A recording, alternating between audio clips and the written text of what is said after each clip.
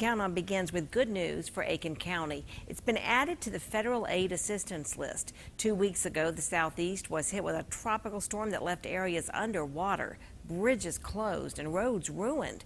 Cleanup is underway, but many places have a long way to go before getting back to normal. News Channel 6's Margaret Ann Carter is in the newsroom now with a look at what needs to be repaired and how much it will cost. Margaret Ann?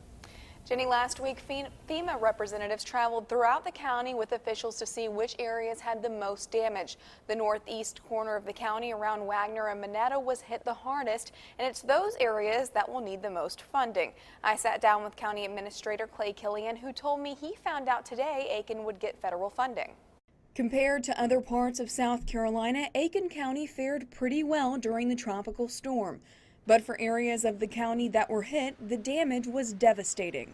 County Administrator Clay Killian says he wasn't sure Aiken would get any federal funding because they had to come up with $586,000. We're documenting our time, our equipment operations. FEMA has schedules for this type of piece of equipment gets this much an hour reimbursement, and the person operating it gets that much. He says the county came up with $300,000 worth of damage, and then the state allowed them to use Department of Transportation roads, which added another $300,000. What the state did was use state DOT roads within each county to let us qualify, because we didn't have enough damage.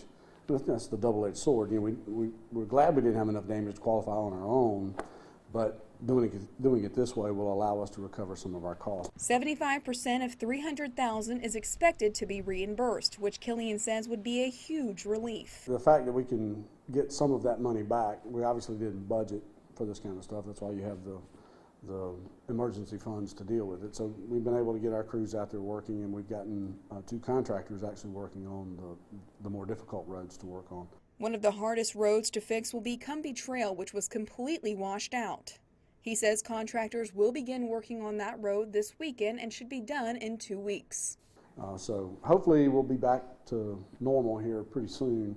We opened up several roads that were closed.